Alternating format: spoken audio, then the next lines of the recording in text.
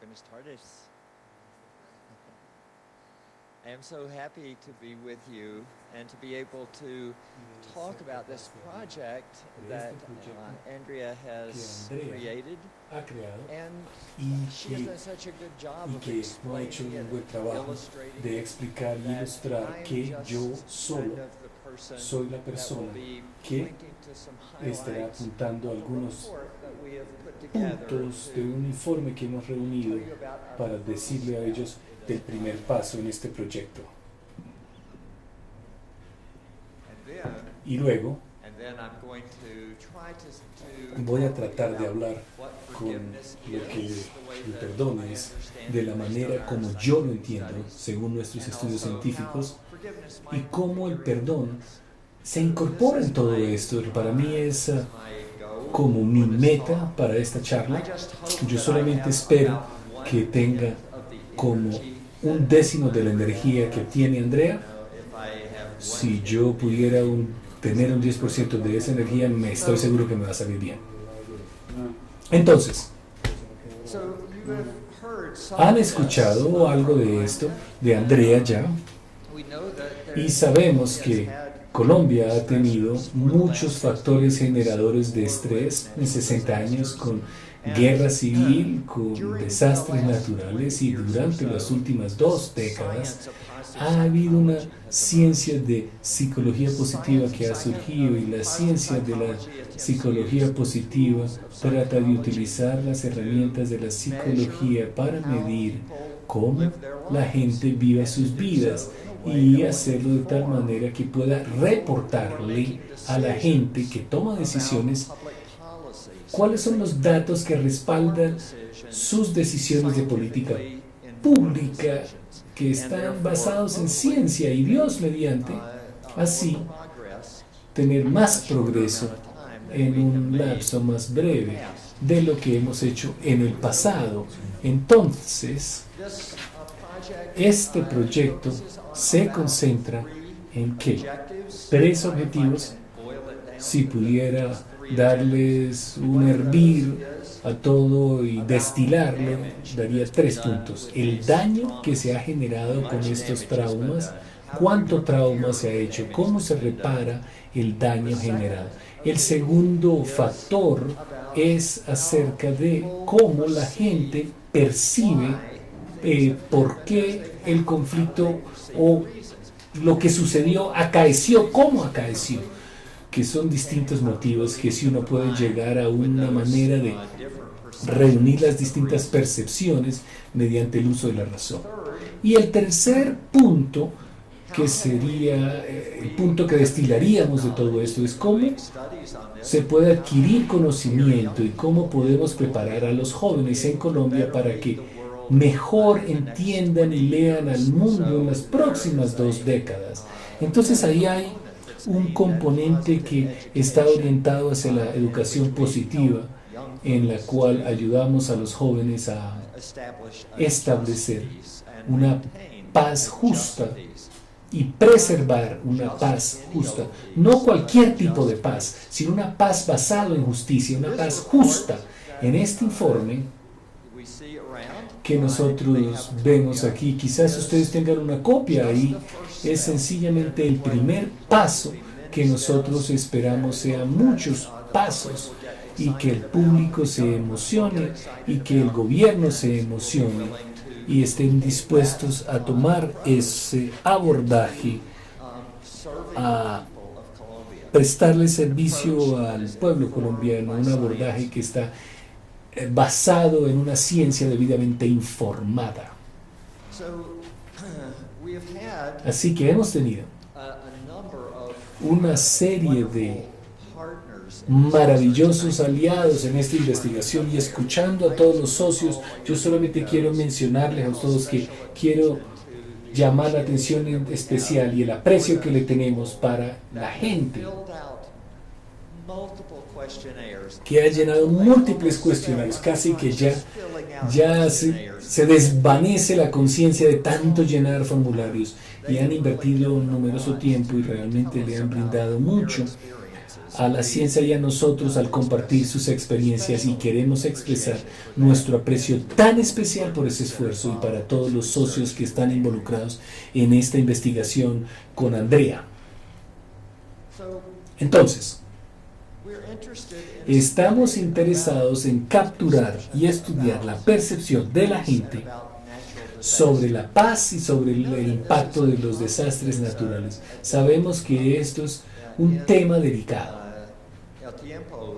En El Tiempo, esta mañana, sale en la primera página que tienen una encuesta que apeló a la gente y le preguntó, dice, ¿usted cómo se siente? ¿Optimista o pesimista acerca de la implantación de la paz en este proyecto de la paz? Y lo que vi en esa encuesta es que más gente dice que estaban pesimistas acerca de cómo se estaba implantando este proceso y para que esta paz se sienta con una paz justa, que ambas partes se sientan cómodas, nos falta mucho por transitar. Y yo creo que el perdón nos puede ayudar a transitar por esa travesía de una manera más llevadera. Hemos estudiado en 2 estudios por separados víctimas de guerra y los problemas que ellos y ellas han tenido, y 900 de ellos de 3 ubicaciones distintas, y hemos estudiado 1.600 personas que estuvieron involucradas en ese tipo, en ese desastre natural que fue la avalancha, como lo mencionó la doctora Andrea, y ellos fueron desplazados a esos sitios riesgosos por culpa de la guerra y ahora son víctimas del desastre natural. En ese caso es como un generador de estrés a 2 manos. Y bueno, yo voy a dejar esto aquí durante 10 segundos y ustedes después le voy a hacer un quiz al final de todo este programa, ¿vale? Así que presten atención. Estoy seguro que ni siquiera se pueden leer las cifras, pero bueno, esos son solamente correlaciones entre algunos de los variables que medimos y queríamos resaltar algunos de ellos, pero déjenme traducir eso hacia arriba para que tengamos un sentir de lo que encontramos. Así que primero que todo encontramos que el estrés postraumático y sus síntomas son altamente prevalecentes en la población, que al menos el 20% de las personas despliegan el desorden de estrés postraumático. Así que un trauma es un evento donde la integridad de la persona o su vida se altera, y el estrés postraumático después del trauma tienen síntomas de revivir esos pensamientos y esa ocasión, y muchas personas en los sitios que hemos medido esto tienen ese estrés postraumático y sus síntomas. Hay una serie de síntomas que informan que estaban asociados con algunas cosas. La gente que era más propensa a perdonar tenía menos de esos síntomas. Las personas que son que florecen más tienen la tendencia a tener menos del síntoma del estrés postraumático, y el postraumático crecimiento tenían más síntomas, pero esto debe tener sentido, que uno debe poder comprender esta relación. Si la gente no está experimentando ningún tipo de estrés, no van a tener el crecimiento postraumático del estrés. Es decir, mientras más estrés postraumático usted tenga, más oportunidad usted tiene de crecer. Y entonces ahí se refería mucho más al crecimiento postraumático, y ellos normalmente crecían a un ámbito muy superior después de terminar el estrés, pero algunas personas sí lograron utilizar esa experiencia para crecer más. Así que la gente utiliza la religión para enfrentarse a sus estreses. A veces lo usan de una manera positiva, útil, y a veces no lo usan de una manera tan positiva. Así que más estrés está asociado a más uso de mecanismos para llevar la angustia, y eso y utilizan la religión y algunas de ellas para manejar la angustia, y entonces así uno maneja ese estrés. Ahora, otras cosas que este estudio encontró es que los que son buenos en el perdón, y voy a pasar por esto rápidamente, El perdón está relacionado muy positivamente con el crecimiento postraumático, a poder crecer bastante más después del trauma. El perdón está asociado con mayores niveles de esperanza, con lo llevadero positivamente gracias a la religión y gracias a esto. En el segundo estudio, como vamos a ver, la gente florecía más. Tercero, el crecimiento postraumático está asociado con más perdón, más esperanza y más eventos de utilizar las enseñanzas de la religión de una manera positiva, y así uno puede florecer, uno puede generar perdón y florecer.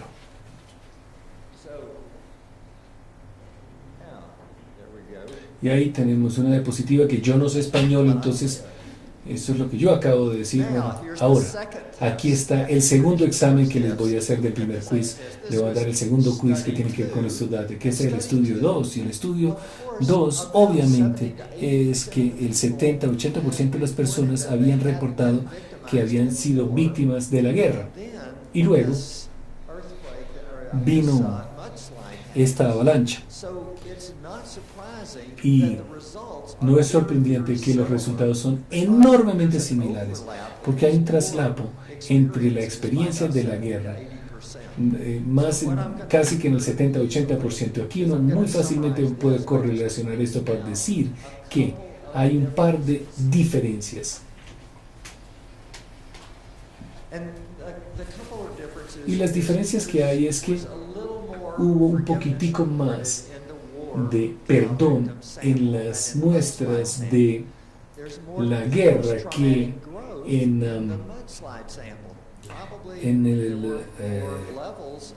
el alud. Ahora, había más estrés en el alud, pero había más oportunidad de crecimiento postraumático en el alud. Y entonces la diferencia aquí es el florecimiento, la gente viviendo una vida positiva, una vida de bienestar después de haberse enfrentado a esta catástrofe de la luz. Así que el florecer estaba más atado a el perdón y a la esperanza en el segundo estudio, y eso fue probablemente la gran diferencia entre los dos estudios.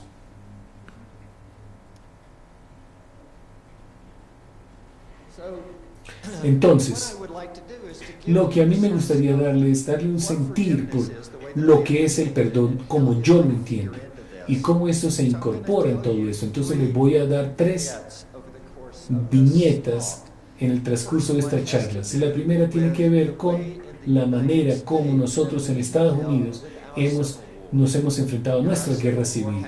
En nuestra guerra civil ocurrió hace 150 años y todavía estamos teniendo conflictos alrededor de esto porque nosotros no manejamos esa guerra civil muy bien.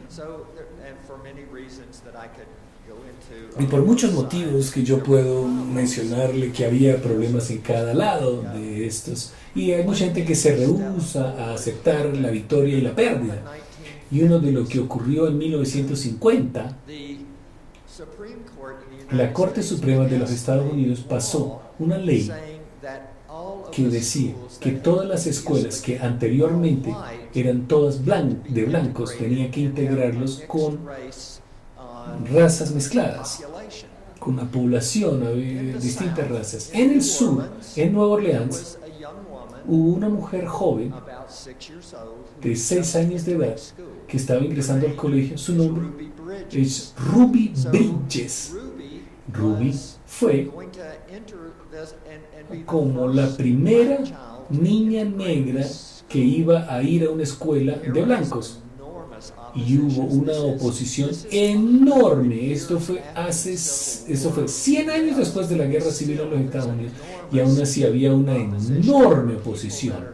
Había gente que estaban escupiéndole, que le estaba diciendo palabras soeces a una niña de 6 años que estaba entrando a un colegio, y ella tiene que ser escoltada por policías federales. Y lo que usted ve aquí es caminando aquí en medio de estos 4 protectores de la policía, mientras la gente se está conteniendo y le están gritando quién sabe Dios qué. Una mañana ella se detiene en los pasos y espera. Y antes de ingresa al edificio y se voltea hacia la multitud. Y ella dice algo. De repente la multitud está totalmente iracunda. Y entonces amenazan superar las barreras que contienen ahí, los soldados que los están conteniendo, y entrar al edificio. Y los policías se apresuran a que ella ingrese al salón rápidamente. Pues hubo un psiquiatra muy famoso que se llamaba Robert Coles, que había sido voluntario para ayudar a que Ruby Bridges y su familia se enfrentaran al estrés de ingresar a la escuela sola como la primera niña negra de una escuela integral. Así que se reunió con Ruby y su familia esa noche y le dijo: ¿qué pasó, Ruby, en la escuela hoy? Ella dijo: nada pasó. Pues al principio tú estabas en los pasos y dijiste algo a la multitud. Y dije: yo no dije nada a la multitud. Entonces él dijo: ¿pero cómo así? Pues tu boca se movió. Y yo dije: yo no estaba hablando con la multitud. Entonces, ¿con quién hablabas? Y ella dijo: pues estaba hablando con Dios. Porque todos los días, cuando yo tenía que enfrentarme a esa multitud que me gritaba y me insultaba, yo rezaba la misma oración. Yo decía: Padre, perdónales porque no saben lo que hacen. Y esa mañana se me olvidó orar. Y de repente me acordé y me dije, y ahí en los pasos, y me volteé y le dije: Padre, perdónalos porque no saben lo que están haciendo. Y eso fue lo que rocé, que estaban bravos y me estaban lanzando cosas. Ella fue capaz de perdonar como una niña de 6 años. Y ahí está la foto, usted la ve, y noten que hay otra persona negra, Barack Obama. Y Barack Obama se estaba reuniendo en la Casa Blanca, donde esa foto colgaba. Y él se estaba reuniendo con Ruby Bridges cuando Barack Obama era presidente.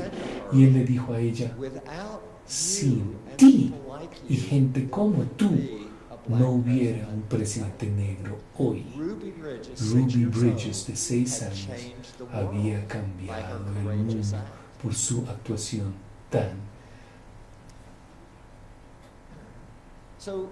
llena de coraje. Así que el perdón es algo que puede ser un evento que cambia la eventualidad. Es como estar en Bogotá e irse al este o irse al oeste. Es como irse en 2 direcciones a la vez, así que puede ser algo dramático, pero la mayoría de las veces no lo es. La mayoría de las veces es como ir en 2 direcciones, pero cuando uno empieza a abrirse, uno no puede darse cuenta de los cambios de las distintas travesías hasta que el uno se desvía del otro. Así que el perdón para muchas personas con frecuencia es sencillamente tomar una decisión y transitar por una nueva vía que le lleva a uno a un destino dramáticamente distinto, a pesar de que no parece ser una experiencia dramáticamente distinta, y de uno tener esa experiencia. Yo he hablado del perdón, sí, pero no he hablado acerca de cuál es la definición que yo pienso que es el perdón. Y esto viene de estudios, de modelos científicos del perdón y los modelos de cómo nos ayudan a llevar las situaciones. Así que yo voy a empezar con un concepto que es muy fundamental, que tiene mucho sentido desde ahora, de lo que está pasando en el mundo hoy. Se llama la brecha de injusticia. Y esta es la brecha que hay entre lo que a usted le gustaría ver, un asunto donde usted siente que le fue injusto a usted y cómo usted lo ve hoy. Yo voy a contar una historia aquí, es algo personal mío, muy anecdótico. Yo, hace unos 5 años, tenía que dictar una clase en psicología, en la introducción, en la universidad de BSU. Y mi clase era a las 3:30 de la tarde. Hay 350 alumnos, ansiosos, primer año, primerizos, ¿saben? Querían saber de psicología. Yo sé que ellos estaban ahí, atentos, así que yo estaba tan atento de estar ahí, de llegar ahí. Infortunadamente, me obligaron a ser un perito experto para testificar en una corte a nombre de un joven que había cometido un crimen y yo iba a ser el testigo de su persona. Así que tengo que decirles que yo adoro el café, pero lo adoro. Yo no sé si a ustedes les gusta, pero a mí, o sea, yo me levanto y para mí a las 5:30 de la mañana yo me bebo mi taza, no mi taza, mi jarrón completo de café y luego voy a trabajar y a mi trabajo yo realmente tomo café. De hecho, hay una foto mía tomándome mi primera taza de café. Aquí estoy yo. Y obviamente café colombiano, tengo que adicionar, claro que sí. Y entonces, pues, yo esa mañana me desperté como todos los días, me tomo toda mi jarra de café y voy a la corte a ser testigo, perito experto de caracteres. Y ahí me hicieron esperar y como siempre, y espere. Y ya estoy llegando cada vez más cerca a las 3:30. O sea, me quedaban 15 minutos para las 3 y finalmente me dice, ok, testifique. Entonces entro allá, levanto mi mano, sí, juro decir la verdad, pura verdad y nada más que la verdad. Me hacen una pregunta y eso fue, ¿y usted qué piensa de esta persona? Dijo, es una buena persona. Ok, dice, ok, ya se puede ir. Entonces ya está. Y todavía tengo ahí, cerca de mi universidad de BCU, 8 millas de distancia, así que corro mi carro. Esta es la época del fin del verano, está haciendo 35 grados centígrados, humedad, calor, estoy en saco, corbata y tengo mi morral, siempre tengo mi morral al lado de eso. Es como 20 kilos de peso que llevo ahí, entonces voy manejando 8 millas con ahí lo más rápido que puedo, obviamente no puedo encontrar dónde estacionar porque es una institución urbana que casi no puedo entender, así que finalmente puedo estacionarme a 2 kilómetros, no tengo ahí, salgo del correo, me pongo mi morral y empiezo a trotar aquí en ese calor y ahí voy trotando y trotando, y de repente me acuerdo, uy, no me han dado café, desde las 8 de la mañana no tomo café. Y solamente para mostrarle esto, qué tan profundo mi patología es con el café, voy allá, dijo, veo ahí, me desvío ahí y sé a 2 cuadras allí y me compro en Starbucks mi taza de esa gigante de café y ahora sí a correr en mi saco, corbata, mi morral, corrando ahí, corre y toma, y así. Y estoy llegando a la oficina, dejo ahí, recojo ahí mi USB y voy otro kilómetro más por el campus a ir dictando mi clase y justo llego a las 3:30 y ¡pum! Estoy en mi clase. Entro ahí sudado y estoy enfrente de 350 primíparos que les habían obligado a ellos a que tomaran psicología 101. Y yo empiezo a dictar mi clase, agitado. Y fue mi mejor clase en la historia de la educación occidental.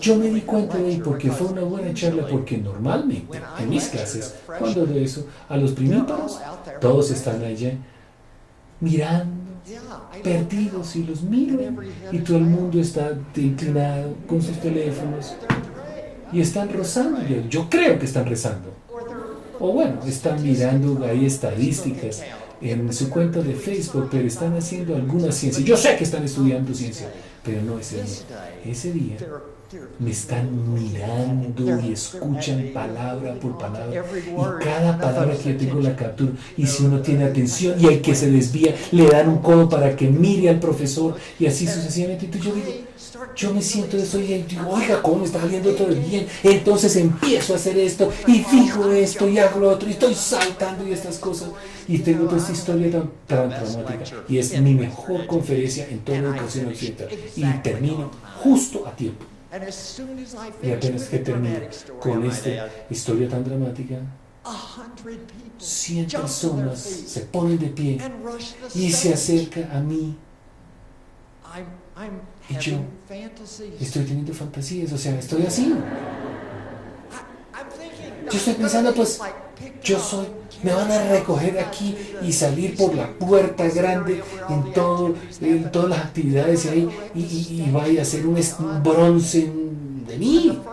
Y de repente la pequeña dama que se acerca y me dice, discúlpeme, profesor, ¿usted está consciente que usted ha tenido algo en su frente pegada? ¿Perdón? Y yo salgo ahí y me quito. Uso una servilleta que he tenido pegada enfrente de la cabeza, de Starbucks, la tengo pegada ahí, más o menos así.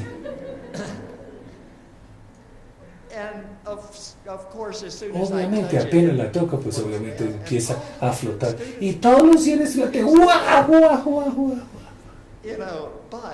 Pero la historia no termina ahí, porque los estudiantes vienen a las clases armados, con capacidades de video. Y obviamente alguien filmó todo eso en video, y 2 días más tarde en YouTube, para el mundo que lo aprecia, estaba el profesor cabeza de servilleta. Así que finalmente ya logré que me la bajen. Pero antes de eso, antes de bajarla ahí, uno de mis colegas en psicología del profesorado lo descubrió y pensó que sería una excelente idea de compartir el link con todos mis colegas de la facultad. Yo tenía una brecha de injusticia. Eso es una brecha de injusticia por definición. Es así de grande lo injusto que fueron conmigo. Yo hubiera esperado que él pudiera nadar hasta Colombia y que gateara de regreso hasta aquí y me pidiera perdón. Y eso no va a pasar, ¿cierto? ¿Qué tal si yo hubiera ido allá y le hubiera dicho, oye, ¿sabes? Heriste mi sentimiento cuando compartiste el lazo y me avergonzaste? ¿Y qué tal? Me dijo, oiga, la vida está llena de pequeñas decepciones. Pues bien, antes de eso, mi brecha de injusticia era así. ¿Cómo es eso ahora? Ayúdenme. Después de eso, así, claro, es mayor. Así que yo lo que estoy haciendo es que cuando algo me ocurre a mí, yo estoy ajustando la brecha de injusticia. ¿Y qué tal si yo hubiera ido a él y le digo, oiga, hirió mi sentimiento, y cuando usted puso el video y dijo, ay sí, uy, lo siento mucho, y empieza a llorar? Entonces, uy, sí, eso sí está bien, ahora ajustamos. Y si él se pone de rodillas y empieza a decir, oh, mire, y empieza a vomitar, y dice, oh, bueno, eso sí estuvo bien, entonces vamos bajando la brecha. Y se disculpa y dice, ¿hay algo que yo puedo hacer para compensar todo el perjuicio causado? ¿Le puedo dar $1.000.000? Bueno, digo, bueno, yo eso le quita, eso entonces me llega aquí a cerrar la brecha. O, bueno, límpieme el baño por el resto de mi vida adulta. Entonces eso yo voy a ajustarlo así. Entonces lo manejo. Entonces mire, mientras más grande sea la brecha de injusticia, más difícil que sea manejar. Mientras más pequeña sea, más fácil es, más llevadera. Sea lo que haya hecho la otra persona que lo hirió, uno puede reducir el tamaño de la brecha de la injusticia, haría que todo se hace más fácil de llevar. Nótese que no estoy diciendo que sea más fácil perdonar, porque hay muchas maneras de uno poder manejar con esas injusticias. Hay maneras distintas de responder a la injusticia. Esta es una. Sí, véngase. Sí, yo puedo buscar eso. Mi brecha de injusticia puede ir absolutamente a 0 si logro vengarme completamente. Pero la otra persona ahora tiene una brecha de injusticia gigantesca y ellos se van a vengar de mí y yo voy a tener otra brecha de venganza y de injusticia que va a generar la venganza, y así que a pesar de que nosotros podemos ajustar nuestras brechas de justicia con venganzas excesivas, vamos a perpetuar el conflicto entre nosotros, porque a menos de que mate a la otra persona van a seguirme atacando, inclusive si yo los mato sus parientes quizás quieran vengarse. Así que esa no es necesariamente la mejor solución. Pero hay otras posibles maneras que uno pueda reducir la brecha de injusticia. Y una de esas es ir a buscar algún grado de justicia. Una segunda manera es dárselo a Dios, entregárselo a Dios. Uno se lo puede dar a Dios con 2 espíritus. Uno para decirles, oiga, se lo entrego, está en tus manos, y véngate tú, Dios. Así que yo le apelo a Dios para que haya justicia divina y castigo divino. Pero se lo puedo entregar a Dios y decirle, oiga, este no es mi problema, este es tu problema, Dios, tú manéjalo. Y se lo entrego a Dios. Y la gente hace eso con la religión. Yo también.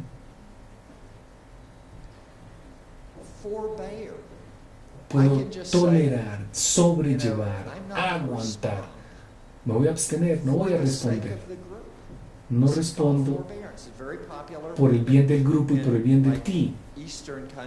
Es como en los países orientales, donde ellos sencillamente dicen, mire, olvídele por el interés de la armonía del grupo. Yo puedo aceptar y seguir adelante. Y yo no puedo manejar con esto. Yo sencillamente acepto, las cosas malas pasan y sigo viviendo. O yo puedo perdonar. Entonces, hay en realidad dos tipos de perdón. Uno de ellos es tomar la decisión de perdonar. La decisión de perdonar es una decisión acerca de cómo tiene la intención uno de actuar con esa persona en el futuro. Y no voy a cuadrar las cuentas, no voy a tratar con ellos como una persona valorada y valiosa. Esa es la decisión de perdonar. Yo puedo tomar la decisión de perdonarla y quedarme con eso para el resto de mi vida. Pero cada vez que yo pienso acerca de ellos, yo siento realmente emocionalmente perturbado. Siento resentimiento, amargura, hostilidad, odio, ira, temor de que me van a volver a herir. Y eso se combina en lo que nosotros llamamos la imperdonabilidad. Entonces yo puedo tomar la decisión de perdonar y aún así sentirme muy alterado. Y eso sugiere que debe haber otro segundo tipo de perdón, que es totalmente diferente experiencia de perdón. Y ese es el perdón emocional. Ese reemplaza las emociones negativas que no perdonan con otras emociones positivas y orientadas. ¿Cuáles son esas positivas? La empatía. Ver las cosas desde donde ellos los ven. Simpatía. Quizás no puedo tener empatía. Yo no sé cómo no puedo sentirme con usted. Yo siento pesar de que usted llegó al sitio que llegó con esto terrible que acaeció. O la compasión. Yo siento tristeza por usted y yo quisiera ayudar y sentir lo que usted y sentir lo que usted siente, inclusive amor, de alguna manera que no sea posesiva. Y si es una relación romántica, pues que sea amor romántico. Así que hay otras emociones que hacen que las cosas sean más fáciles para experimentar este perdón emocional. Cosas como gratitud, humildad y esperanza, que realmente no tiene nada que ver en participar, en neutralizar los sentimientos negativos y ayudan al proceso. Así que, ¿cómo es que uno debería manejar las brechas de injusticia? Manejarlas de todas estas maneras o de cualquier manera que funcione, excepto por la venganza. Y así uno toma la decisión de perdonar y uno puede experimentar el perdón emocional, aceptar, olvidar y seguir y buscar justicia lo máximo que sea posible. La justicia no está contrapuesta al perdón. La justicia ocurre en la sociedad. El perdón se da dentro de la piel. Es algo visceral, es una decisión, es un cambio emocional y se da dentro de nuestra piel. Si uno está dolido, amargado y uno gasta mucha energía en tratar de manejar esas emociones y eso puede impedir su búsqueda de la justicia. Si usted perdona, en realidad uno puede ser más efectivo en buscar la justicia que si usted no perdona. Uno puede buscar con efectividad una paz justa, si uno da el perdón. Y déjenme hacer un par de distinciones. Una es, ninguno de estos tipos de perdón se puede equiparar con la reconciliación. La reconciliación es restaurar la confianza en una relación donde la confianza ha sido vulnerada y exige que ambas partes sean confiables. Si una persona no es confiable, es más difícil reconciliar. ¿Tiene sentido lo que estoy diciendo? ¿Totalmente o no? Si de ser así, aquí está el problema. ¿Cuánta falta de confianza uno está dispuesto a tolerar si uno llega a un acuerdo con la otra persona? Déjeme ir a dar un ejemplo de marriage counseling o de consejería matrimonial. Muchas personas van y se ocupan con otras personas y son infieles y trabajan en algún tipo de reconciliación que es muy frágil, su reconciliación. Ahora, ambas están buscando que la otra persona vuelva a ocuparse en una infidelidad. Y si la otra persona comete ese error, la naturaleza de la tendencia humana es decir, tú realmente no fuiste sincera acerca de reconciliar eso. Y ya, se acabó este matrimonio. Pero la mayoría de las personas, o la mayoría de las parejas que han experimentado una infidelidad, como el 80% de la gente que ha tenido infidelidad se reconcilia. Así que esas personas tienen que quedarse ahí cuando hay una violación menor del acuerdo, de esa amnistía que se ha pactado. Ahora quizás puede haber otro desliz y ese puede ser pues demasiado por tolerar y ya no puede tolerar el segundo. Pues hay una decisión que se tiene que tomar y en una sociedad distintas personas legítimamente van a tomar decisiones distintas a donde uno hasta aquí llegué. Y uno tiene que respetar los derechos de otras personas para que tomen sus respectivas decisiones. Déjeme mencionar otra cosa, que el perdón no es decir yo te perdono. ¿Sí tiene sentido eso que eso no es perdón? Porque viene esa mujer allá y dice, claro que te perdono. Y tiene el cuchillo ahí, ¿cierto?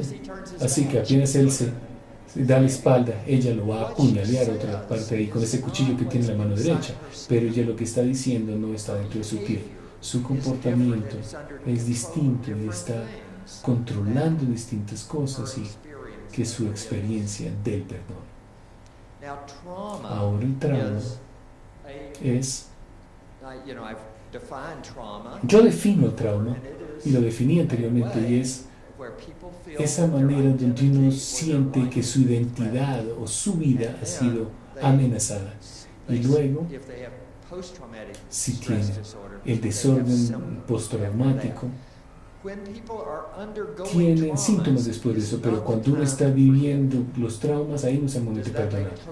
¿Tiene eso sentido para ustedes? Porque es como usted esté en medio de una pelea a puños con una persona y uno está ahí todavía de eso y de repente uno dice, discúlpame, te perdono. ¿Qué va a pasar ahí?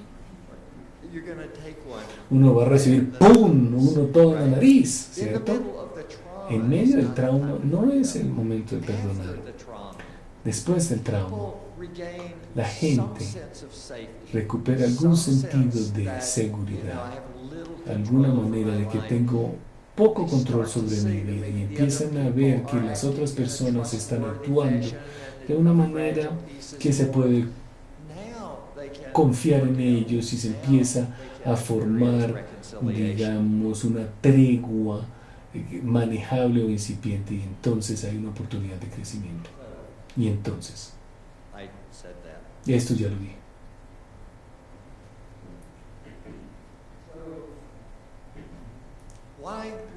¿Por qué debemos perdonar?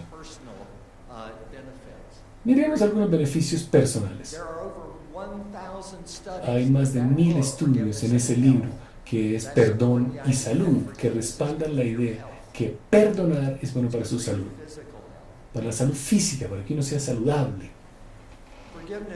Perdonar es bueno para la salud mental.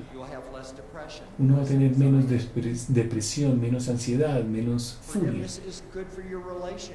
El perdón es bueno para sus relaciones, no solamente con la relación con la persona que usted está perdonando. Si sus amigos van a estar muy bien, si usted no está irritable y quejándose acerca de esta persona que lo vive hiriendo todo el tiempo. Y perdonar es bueno para su espiritualidad, así que hay muchas justificaciones para perdonar, así como justificaciones, digamos, de la sociedad. Entonces, hemos hablado de nuestro informe y he mencionado algunos de los puntos como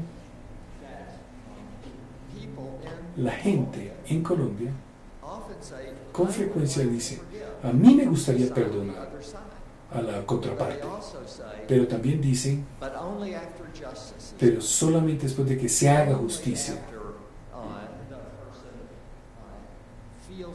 después de que la persona se sienta completamente a salvo. Así que hay condiciones que quieren imponer de cuándo está bien perdonar. Pero si usted se ve el argumento que he tratado de plantear todo esto, si usted primero es capaz de perdonar, entonces usted no puede conseguir la seguridad y reconciliación mejor que si está utilizando una serie de recursos psicológicos antes de empezar a perdonar.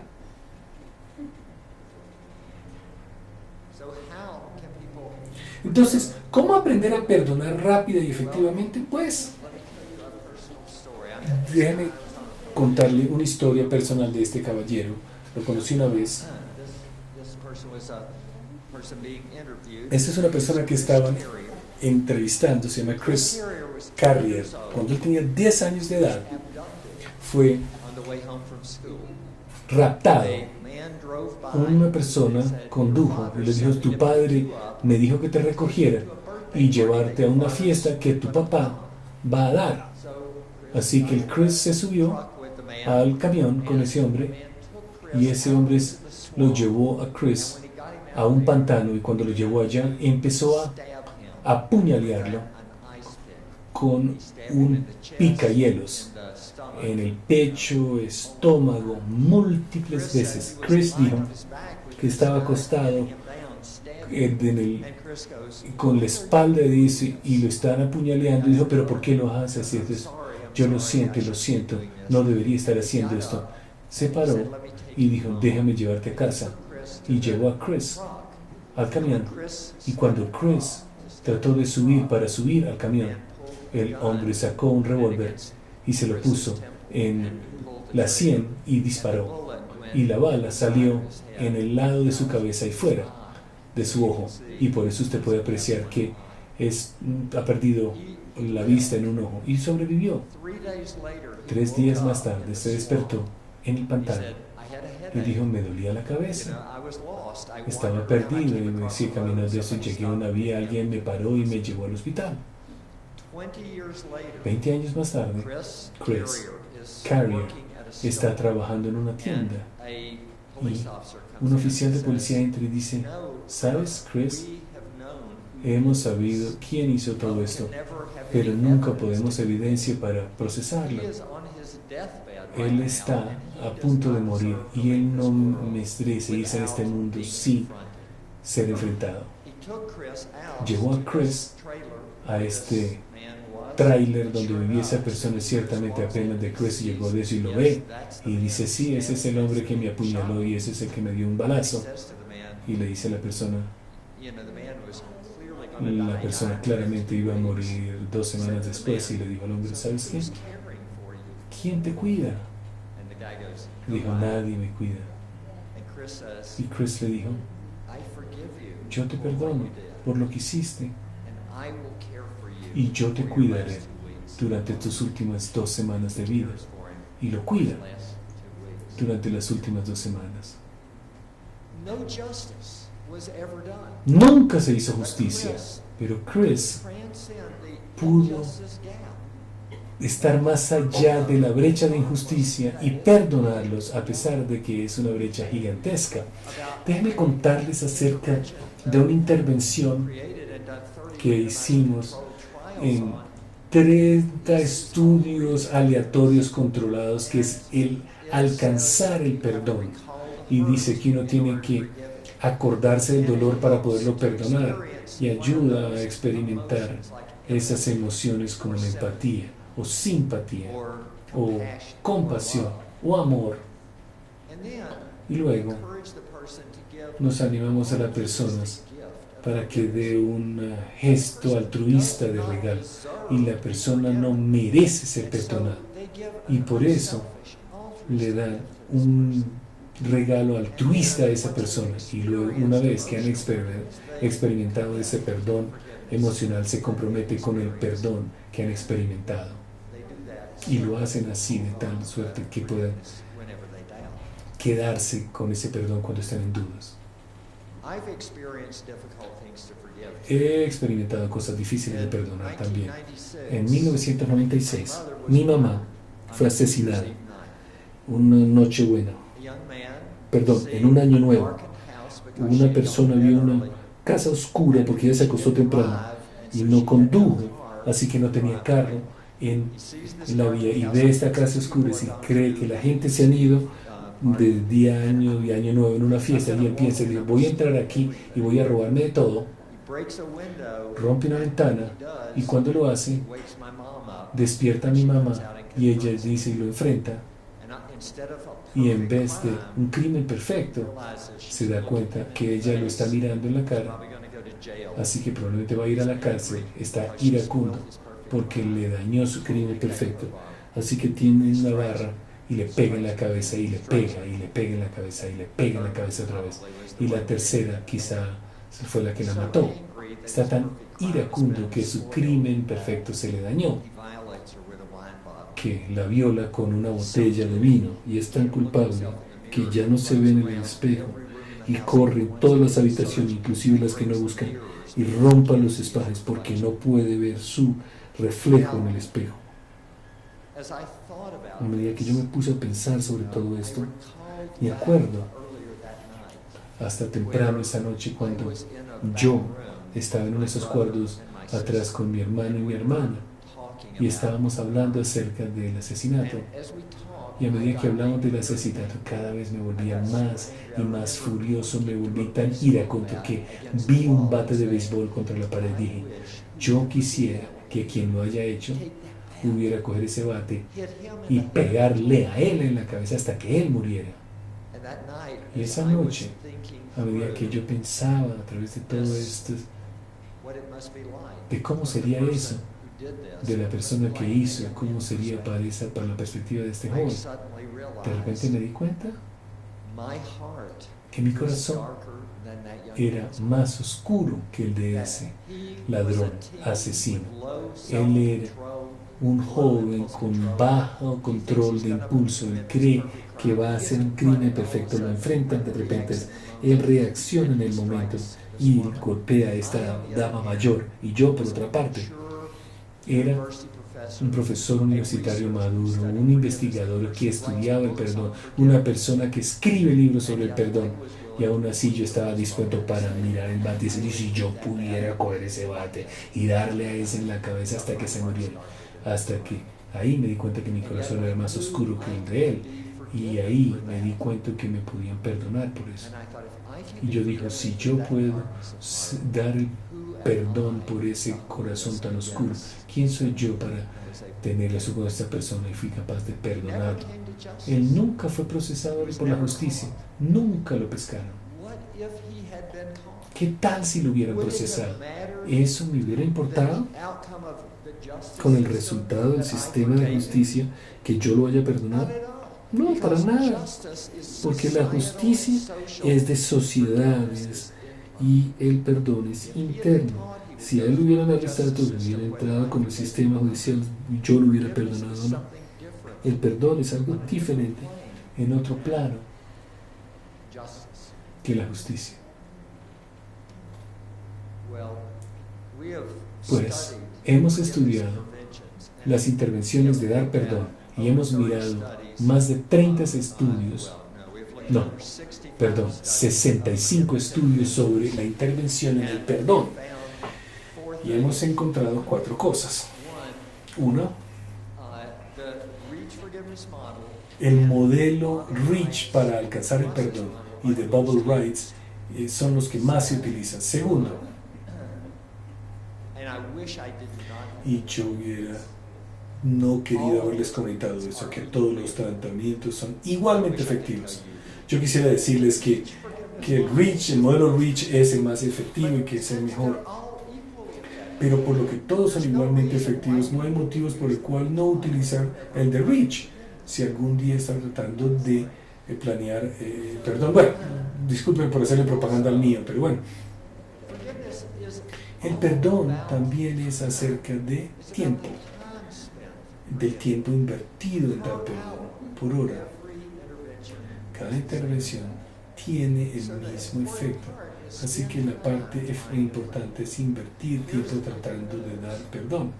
Aquí están las noticias. Si una persona tiene que tener una sesión de grupo de 6 horas para dar el perdón, ellos se vuelven menos deprimidos, están menos ansiosos, están más esperanzados. Inclusive la gente de la intervención nunca mencionó la depresión o la ansiedad ni la esperanza. Hay algo acerca de uno ser capaz de perdonar a una persona que eleva a uno su onda y le da a uno más esperanza. Hemos dado el perdón de muchas maneras. No tiene sentido dar eso, solamente mencionar por el hecho de mencionar las historias que les he relatado. El de Ruby Bridges, con el coraje de integrar el sistema escolar que cambia el mundo, y un presidente negro después termina de ser elegido 40 años más tarde. Chris Carrier, quien puede perdonar y cuidar a una persona que lo apuñaleó muchas veces y le dio un disparo en la cabeza. Y el que liberarme de poder perdonar a quien mató a mi mamá. Si podemos perdonar eso, ¿qué es lo que pasa con lo que usted lucha para perdonar? ¿Qué le da problemas? Uno puede perdonar eso, uno puede tener éxito en perdonar. Y quizás usted también cambie el mundo. Gracias.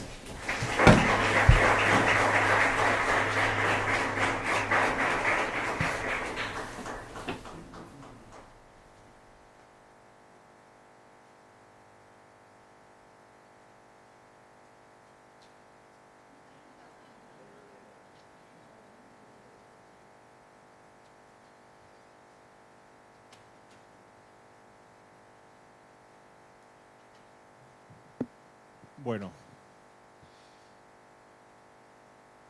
aquí vamos yo lo que quiero antes de que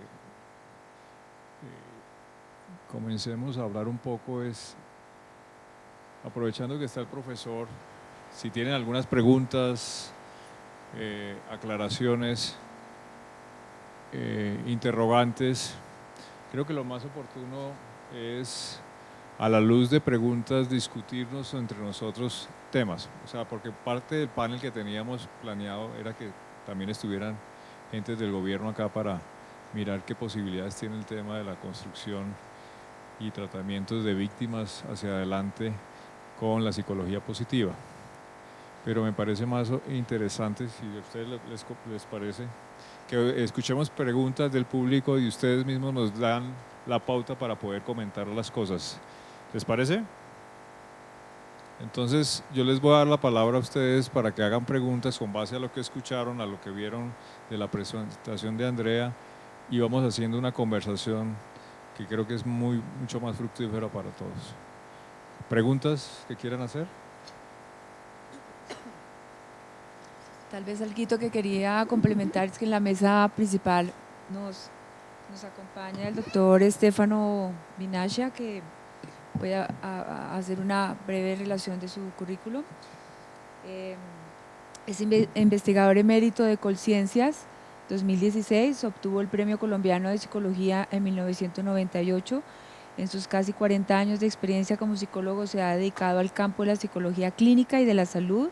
Ha desarrollado y dirigido diferentes trabajos sobre enfermedad crónica, calidad de vida y psicología positiva de la salud, los cuales han sido presentados tanto en congresos y simposios nacionales como internacionales. Ha publicado más de 135 artículos en revistas de psicología y medicina y ha participado en 10 capítulos de libros en toda su carrera profesional. Bienvenido, doctor Estefano. Gracias. ¿Alguien se anima? ¿Quién nos ayuda con el micrófono?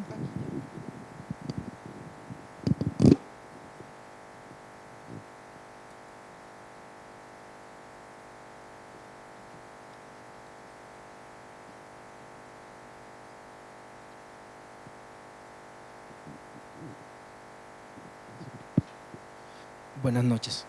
Dale duro. Buenas noches. Tengo una pregunta muy puntual. Cuando estaba hablando de la búsqueda del perdón, que dijo que lo primero o lo más importante era tener la mentalidad positiva hacia la misma, anteriormente también nos hablaba de que perdonar o intentar perdonar en medio de un conflicto emocional era prácticamente imposible, pues la persona si lo hacía no iba a estar comprometida para la causa. La pregunta mía va enfocada en cómo puede hacer uno para cambiar la mentalidad de esa persona y hacerle entender de que ese sería el mejor paso, que debe tener el compromiso para querer perdonar y estar enfocado en esa dirección para no guardar rencor y poder seguir con su vida.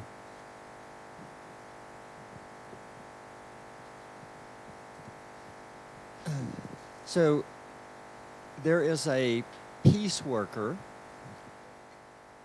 named John Paul Lederach. John Paul His books have been Lederach. translated Sus libros han in, sido Spanish. traducidos al español And he has a wonderful saying. y él tiene And un his dicho saying is, maravilloso y su dicho "You es: cannot build a uno no bridge puede by construir un starting in the puente middle. al empezar en toda la mitad del río. Each side has to A take cada one lado step uno tiene que tomar un paso toward trustworthiness. hacia la confianza. Y yo creo That's the way que esa es la manera that practical problems have que los to be problemas solved. prácticos se tienen They que have to be resolver. solved because Tienen que resolverse. you make a small step.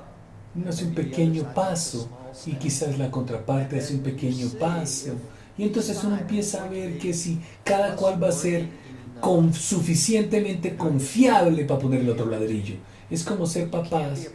Uno no puede ser un papá perfecto, pero uno tiene que ser un papá lo suficientemente bueno y que si esta persona es confiable, que yo estoy dispuesto a asumir un segundo paso. Así que en vez de pensar acerca de yo no puedo llegar al centro de este puente y llegar a la felicidad porque estamos en medio de la pelea, entonces ¿cómo podemos tomar pequeños pasos para llegar al centro del puente, para que eventualmente podamos cruzar esa barrera?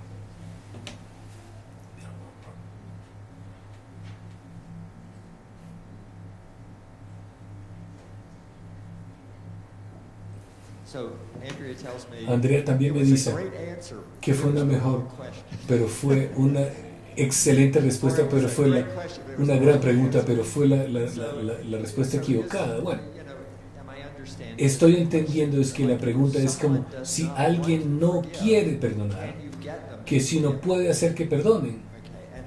¿Y cómo? Pues mi respuesta a eso es: yo tengo mi misión de vida. Mi misión de vida es hacer todo lo que yo pueda para promover el perdón en cada parte, hogar y madre patria. Y ahí la palabra es dispuesto. Si yo no estoy dispuesto a perdonar, yo no quiero tratar de que perdone. Por eso fue lo que hablé de eso, es que hay muchas maneras de manejar esta brecha de injusticia. Y utilicen algo que sí están dispuestos a hacer eso. Están dispuestos a entregárselo a Dios, a tolerar, a aceptar y continuar. Así que yo creo que esa es la respuesta. No trate de hacer que una persona perdone cuando no quiere perdonar. Eso no lo vale. Any other further questions? So they hear you way in the back.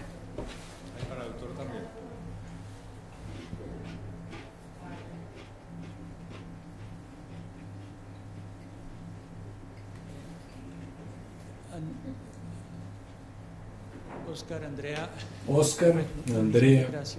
thank you very much. This has been really informative and it gives lots of food for thought. Ya muy específica y voy a dar un poquito es decir, de background en mi pregunta.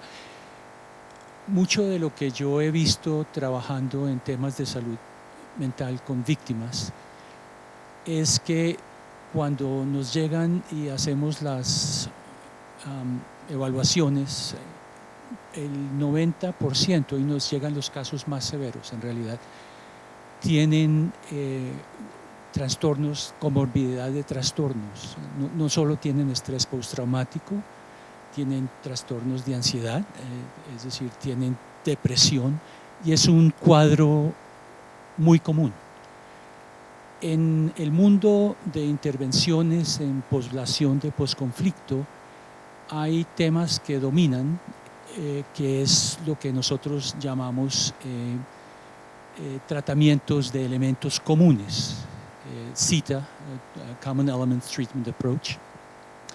Y mucho de lo que hace la gente es tratar de desarrollar o tener programas que son lo que nosotros denominamos transdiagnósticos.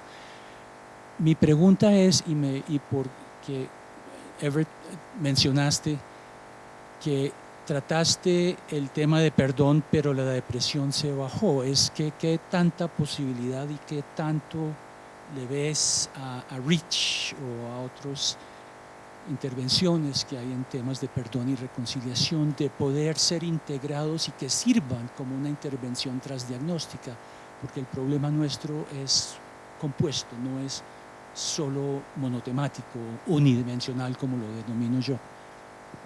Gracias.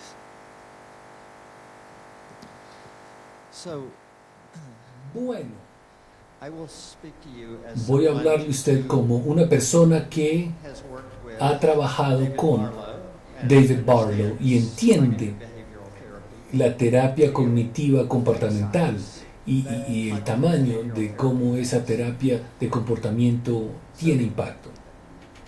A number of Una serie de a number of meta-analyses metaanálisis han demostrado que si la gente pasa 26 semanas de CBT, corríjame si eso es 26 semanas de CBT, los efectos de eso es como 1.2 desviaciones estándar, que es genial, es fantástico. Entonces, este metaanálisis que nosotros tenemos aquí en la psicología clínica, la gente tiene una sesión de grupo de 6 horas y reciben 0.3 de una desviación estándar de reducción en depresión, 0.3 de una desviación en reducción de ansiedad y 0.6 de desviación estándar en incremento de esperanza por invertir 6 horas y no hablar acerca de depresión y no hablando acerca de ansiedad. Entonces, creo que hay algo en esta intervención del perdón que ayuda, pero, como usted mencionó, inclusive cuando la gente tiene esta perturbación mórbida, uno no puede empezar con llevarlos aquí un ciclo de programa de educación sobre el perdón. Sería científicamente, clínicamente, descabellado hacerlo. Así que con frecuencia uno tiene que enfrentarse con el problema clínico para llegarlos al sitio donde ya son lo suficientemente saludables psicológicamente hablando para ser capaces de poder ir a una sesión de intervención del perdón. Así que yo creo que la ciencia clínica y el perdón positivo y las ciencias positivas se reúnen en ese punto porque uno puede secuenciar el tratamiento para atender la psicología severa, para bajar la patología a un nivel donde la gente pueda beneficiarse al pasar por una intervención de perdón. Yo no sé si contesté la respuesta a su pregunta o no, pero ¿alguien más quiere participar, señor?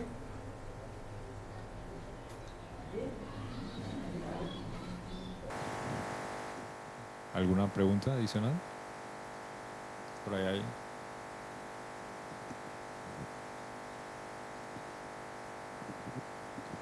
Sí, suena, sí. Bueno, mi pregunta está un poco relacionada con la primera y sobre todo relacionándolo con el tema que consiste en el conflicto armado.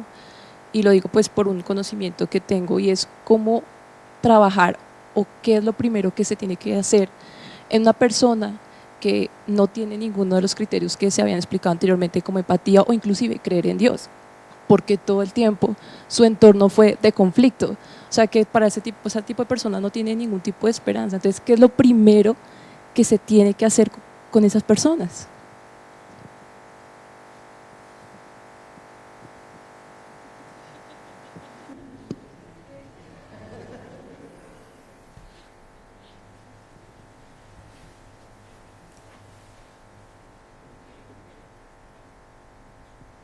Well, obviously, Obviamente, como nadie quiere manejar eso, esa es una pregunta sumamente difícil. Y si tuviéramos una respuesta adecuada, nos darían un premio Nobel. Pero yo creo que la gente que se reinsertan en una vida de conflicto a un nuevo mundo que no está cimentado para ellos. Ellos tienen que tener un sentido de seguridad e integridad personal. Y una manera de proveerles eso es proveerles una estructura para que ellos sepan qué pueden esperar y tienen un sentir de control que pueden avanzar a través de un conjunto estructurado de pasos. Así que yo creo que queremos ayudar a que la gente vuelva a tener esperanza, pero yo no haría una intervención de esperanza tanto como una intervención de competencias que pueda ayudarlos a ver que pueden funcionar en un nuevo ambiente, y creo que eso empezaría a construir los primeros pasos de la esperanza, y quizás ahí después pueda ayudar a tener una intervención de esperanza para que sea una intervención más directa. Yo no tengo nada más que una respuesta inadecuada para esa pregunta, así que discúlpeme, perdón.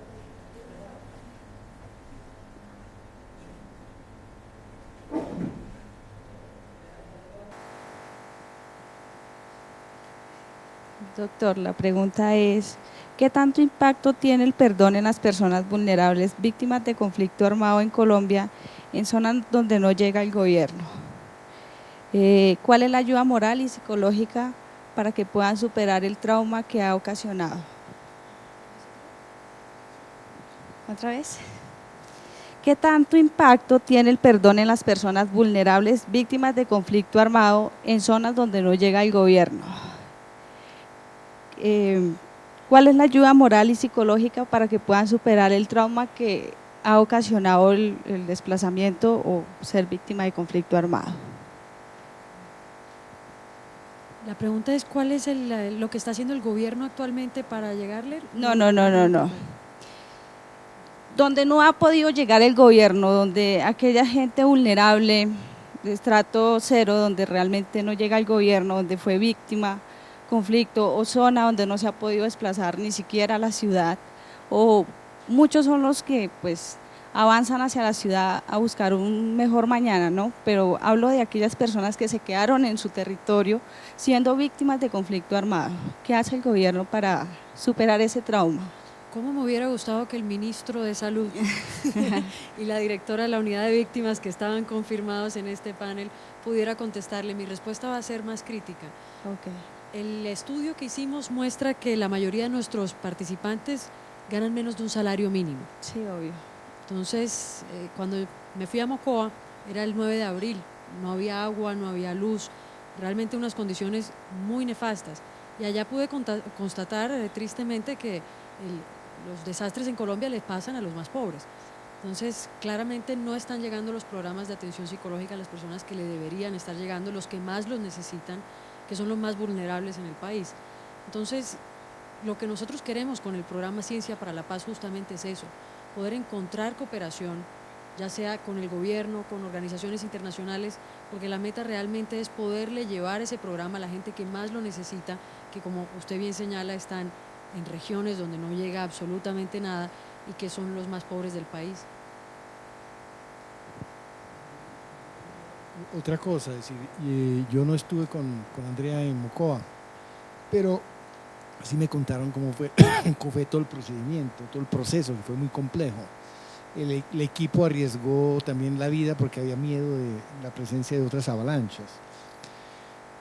A mí lo que me asusta, sinceramente, en toda esta historia, es que por lo general, lo he visto en Colombia durante 50 años, más o menos.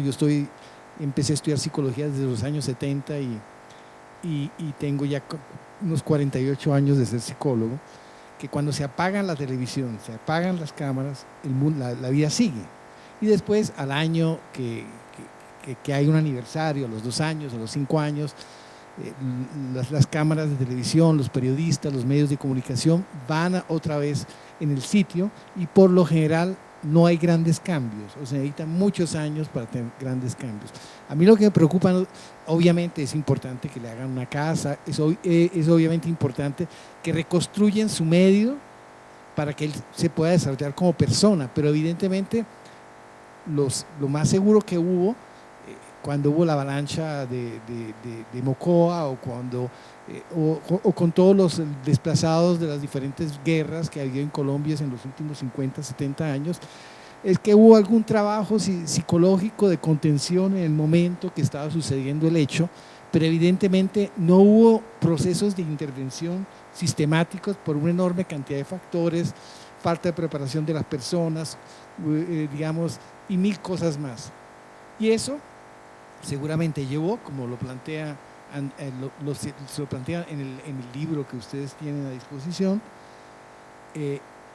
hubo una enorme cantidad de personas que no resolvieron su problema psicológico, seguramente siguen con altos niveles de ansiedad, siguen con altos niveles de depresión, siguen con altos niveles de hostilidad, y obviamente eso, lo que está diciendo el profesor Ebert, tiene toda razón, es decir, vivir con emociones negativas, lo único que te puede llevar es a enfermarte.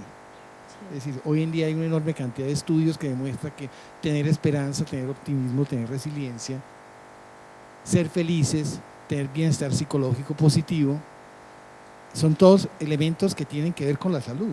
Entonces, posiblemente eso ha enfermado o está enfermando parte de esa población menos resiliente, que no es capaz de poder salir sola. Y digamos que lo que pueda suceder después son muchas cosas que después vienen evaluadas, en mi opinión personal, como datos epidemiológicos en el Ministerio de Salud, con enfermedades mentales, con enfermedades físicas, pero que finalmente no se analizan como fruto realmente de ese conflicto que sucedió, de ese desastre que sucedió, y eso es un problema muy grave. Es decir, digamos que programas como el que está haciendo Andrea con Florecer son programas realmente, digamos, valientes, y no lo digo porque yo trabajo con ella, sino que realmente son valientes, porque realmente en un medio que quiere y que no quiere resolver las cosas, que le interesa y que no le interesa resolver las cosas, que las cosas dependen mucho del momento político, depende mucho de quién está al poder o quién no está al poder, y ese es un problema serio, ese es un problema muy serio, porque finalmente eso le tocará a psicólogos, a médicos, le tocará a epidemiólogos, le tocará a médicos salubristas, etcétera, etcétera, a personales paramédicos, pero finalmente el problema de fondo no se soluciona. Vamos a tener una enorme cantidad de personas que el trauma no lo han superado, que de alguna forma siguen adelante, porque la vida sigue adelante, independientemente que hayas tenido o no hayas.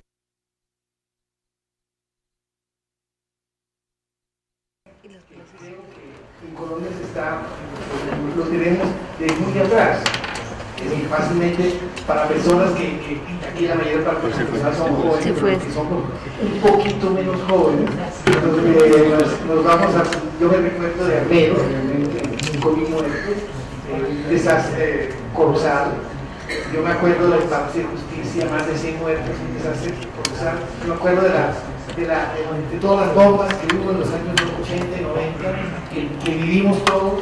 De hecho, todos los colombianos en ese momento lo vivimos en directo, ¿no? Si el carro bomba explotaba unas cuadras después que uno había pasado, cosas de ese tipo.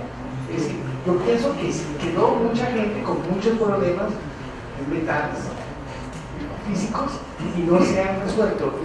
Digamos que esta iniciativa que tiene Florecer, esa iniciativa que tiene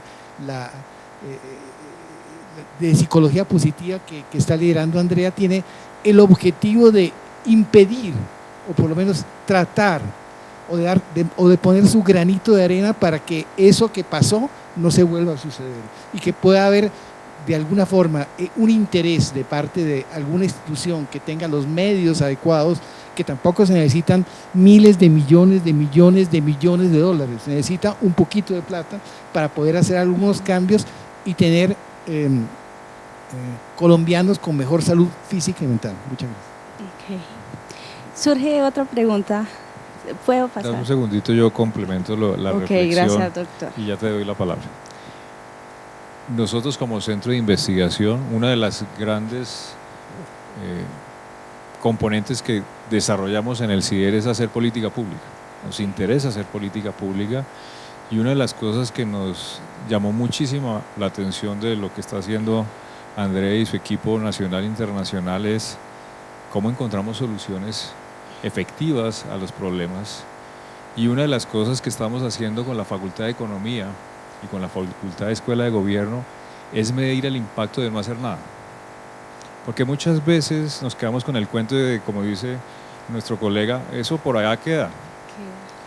Pero el estudio que ustedes van a tener la oportunidad de leer y analizar, pues dice que básicamente de esas víctimas el 25% queda con ese trauma y genera consecuencias muy negativas, tanto sociales, productivas, económicas, y al gobierno no le importa, al Estado no le importa.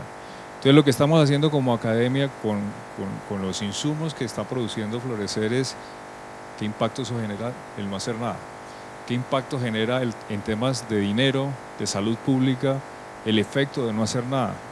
Y eso lo tienen medido en los Estados Unidos y estamos mirando esas comparaciones, y gracias al esfuerzo que ha hecho Andrea, pues nos ha despertado la curiosidad inclusive de investigativa de impacto de política pública para prender las alarmas y decirle al país, oiga, esto es importante, si no hacemos nada el país pierde productividad, pierde, y adicionalmente los jóvenes, que son gran parte de los que están sufriendo esto, pues van a tener consecuencias a los 40, 50, 60 años, que obviamente por no medirlos ahorita, o por no preverlos, o por no trabajar en una política de largo plazo, pues eso nos va a afectar más adelante. Y eso hay que ponerlo y poner la campana durísimo, diciéndole al gobierno y al Estado y al país, pilas con esto, esto es importante. Yo quisiera, pues, muy brevemente decirles, yo sé que a veces uno escucha, no, hicieron 2.500 encuestas, 2.900 encuestas, y pareciera como algo pequeño, pero para una fundación que nosotros lo hacemos con las uñas, nosotros no tenemos un grant de la Fundación John Templeton, no tenemos el Banco Mundial, esto lo he hecho yo básicamente de mis propios recursos, las 2.900 encuestas y trasladarse una Mocoa, irse a través de todo el departamento de Córdoba, es un esfuerzo realmente inmenso, que normalmente pagan en el país por hacer encuesta a 40.000 pesos, para que se den una dimensión. Nosotros aquí realmente hemos hecho un esfuerzo gigante para demostrarle al país que nosotros no solamente tenemos una idea en la cabeza, porque yo cuando empecé con el proyecto Ciencia para la Paz, todos los políticos, todo el mundo me decía, no, pero es que eso es una idea. Entonces yo dije, no, voy a hacer la inversión y le voy a hacer el trabajo de campo para demostrarle al país que esto no es una idea, aquí hay un problema y es un problema real, y logré con muchísima suerte que Óscar Pardo del CIDER nos ponga atención, que es realmente un honor para nosotros estar sentados hoy aquí en los Andes. Estoy muy agradecida con el CIDER, y la esperanza realmente, la esperanza, o sea, el objetivo de haber hecho este estudio es que tenemos la esperanza de que logremos hacer algo con este estudio y que contemos con el apoyo de la población civil como ustedes. Listo, doctora. Ha hecho un trabajo muy importante. Soy víctima de conflicto armado, por eso mi pregunta.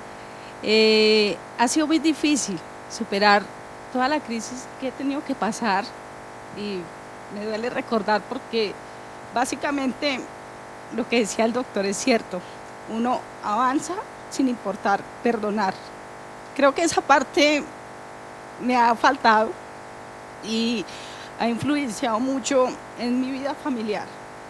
Entonces siempre está, aunque soy estudiante, soy fuerte, pero me tocó el tema fuerte, por eso le pregunto, ¿qué hace para la gente donde no llega realmente el gobierno? Es algo, yo sé que su trabajo es muy valioso, hay que trabajar fuerte, no es fácil llegar donde yo estoy, pero aún así trato de sobresalir y trabajar con víctimas de conflicto armado acá en la ciudad de Bogotá, en el distrito. Por eso fue mi pregunta. Gracias. So, may I? One more.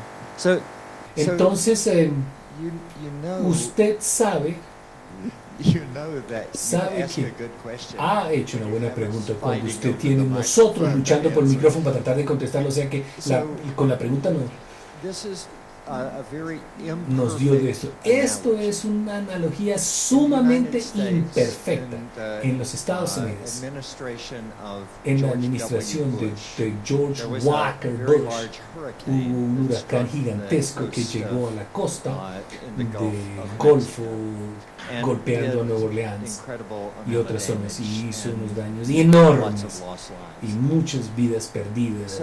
Y hubo un psicólogo joven allá y él fue muy tocado por todas las personas que fueron afectadas, que ni siquiera sabían qué hacer en medio de la crisis, no sabían cómo comportarse, no podían tolerar todos los daños a la familia, todos los daños a la gente que amaban. Y entonces lo que él hizo es organizó la comunidad, los esfuerzos comunitarios para anticipar futuros huracanes y otros desastres, y fue a las iglesias y logró que los líderes de las iglesias pudieran formular un plan contra desastres. Fue a las comunidades que no fueron religiosos y hicieron que los líderes comunitarios para formular planes para atender los desastres, y desde esa época ha creado como un instituto que recibe financiación de cientos de millones de dólares, que se llama el Instituto de Atención de Desastres, que provee todo tipo de material gratis para todas partes del mundo, que para la gente que se prepare con antelación para enfrentarse a los desastres en vez de esperar que llegue el desastre para ver qué hacer. Así que su nombre es Jamie Aton, A-T-E-N, y es el Instituto de Desastres Humanos, y ahí usted encuentra todo tipo de documentos gratis. Buenas tardes. Primeramente, decirle que estoy súper agradecido por este momento, me siento muy contento y privilegiado. Darle las gracias a la doctora Andrea Ortega, al doctor Ever y al doctor Estefano por este momento. Queriendo como retomar un poquito lo que dijeron las dos personas ahorita anteriormente con respecto a la pregunta del perdón. Bueno, yo soy Jairo Hernández, soy psicólogo experto en psicología positiva, y creo que la tarea de nosotros es muy fundamental, precisamente porque para poder llegar al perdón, creo que no es tanto un proceso cognitivo, sino más que todo espiritual, todo parte acerca del autoconocimiento, de la autoimagen, de la aceptación, del amor propio, de la valía. Entonces considero que son procesos que van mucho más allá de imponer, sino de sensibilizar a las personas para que puedan conectar con el yo real. Yo pienso que cuando el ser humano se conoce, se identifica y se legitima el ser que es una persona que puede llegar a empoderarse de lo que es, y precisamente la psicología positiva lo que hace es eso, ayudar que el ser humano tenga conciencia del uso de sus fortalezas en su día a día, de que aprenda a que es un generador de emociones positivas y que es una persona que está dispuesta a ir a más si se lo propone. Es un trabajo que parte del individuo, pero también parte de nosotros como profesionales, el esmero y el interés que tengamos para poder promover estos espacios educativos también y de sensibilización para que las personas puedan conectar con esa esencia. Y yo considero que el perdón también es la otra cara de la moneda del amor. Una persona que perdona es una persona que conoce el amor, ¿sí? Entonces, a partir del amor propio, pero también teniendo en cuenta también la parte espiritual, la fe, hacia dónde está siendo gestionada o cómo la estamos gestionando para poder trascender y dar ese importante paso, porque si bien una persona que vive un hecho traumático es un hecho doloroso, es un hecho que realmente marca la vida de un individuo y como tal también requiere de un paso, de un proceso. Entonces prácticamente eso es lo que yo quería decir con base en lo que dijeron.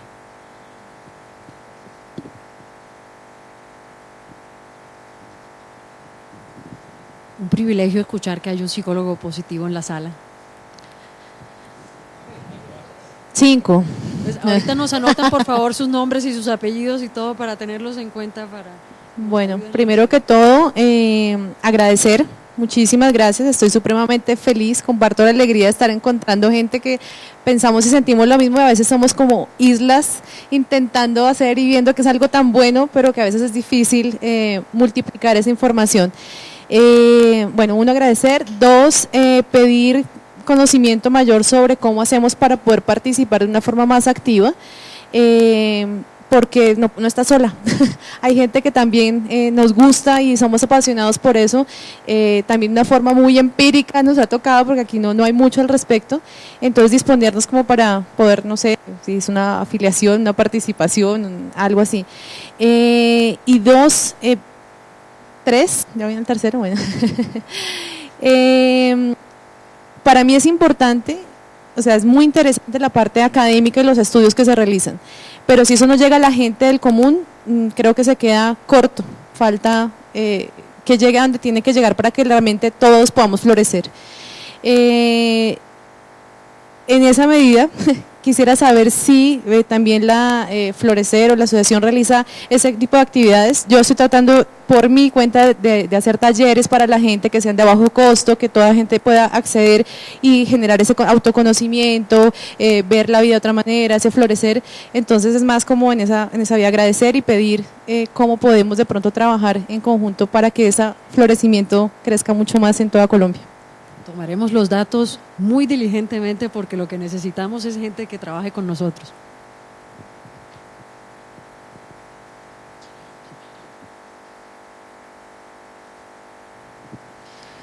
Muy buenas noches para todos, mi nombre es Juan Pablo Rico.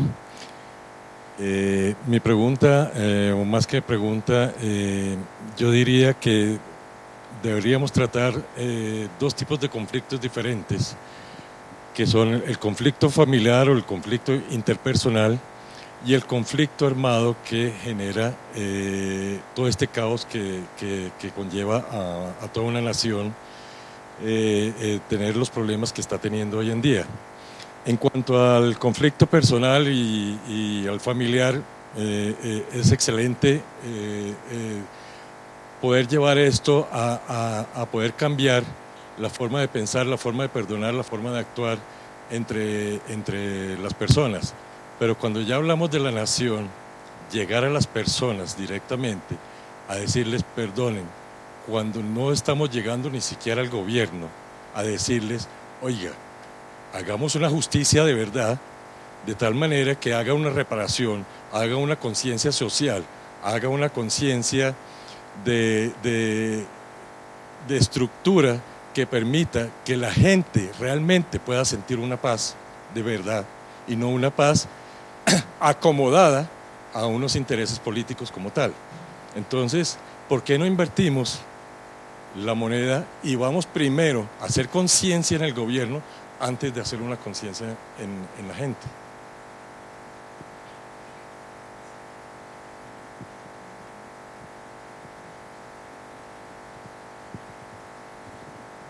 Parte de lo que nos ha puesto a pensar es tu reflexión, es decir, porque viendo las bondades de la psicología positiva es muy interesante que los gestores de política pública puedan trabajar un tema para que podamos trabajar colectivamente, y ese es el reto que siempre estamos pensando y le hemos preguntado a Andrea, ¿cómo hacemos para que una cosa que es individual lo podamos hacer colectivamente y que pueda generar impacto? Porque pues obviamente si fuera una cosa muy a nivel familiar o a nivel pues hay tratamientos, hay clínicas, pero cuando estamos hablando del 25% de 8 millones, ¿cómo hacemos eso? ¿Cómo lo trabajamos? Y parte de las cosas que queremos hacer como CIDER es poner la alarma en el sentido de decir, oiga, aquí hay un camino, aquí hay una forma que puede ser mucho más efectiva que otras aproximaciones, o también puede ser complementaria, o podemos ensayar varias formas. Pero a nosotros como CIDER lo que nos preocupa es que no se haga, o que no se le pare la atención adecuada al tema, porque simplemente lo dejamos pasar, como dice el profesor. Vamos de desastre en desastre y no pasa nada. Y eso no puede ser. Entonces, nuestra función como universidad y en colaboración con el instituto es: prendamos las alarmas, hagamos un estudio, y lo estamos haciendo con economía, del impacto de esto. Y si le decimos al gobierno en temas de pesos cuánto vale el no hacer nada, nos empiezan a parar bolas, porque eso ya es presupuesto nacional y eso ya son impuestos y ya son cosas. Es hablarles en el mismo lenguaje, porque en este lenguaje no lo entienden o no lo captan. Entonces nuestra función como universidad es ponerlos en el lenguaje que lo capten, diciendo: si usted no hace nada, mire lo que le va a pasar al país si no lo hacemos. Entonces no sé si te ayudé en la respuesta, pero esa es responsabilidad nuestra y lo vamos a hacer.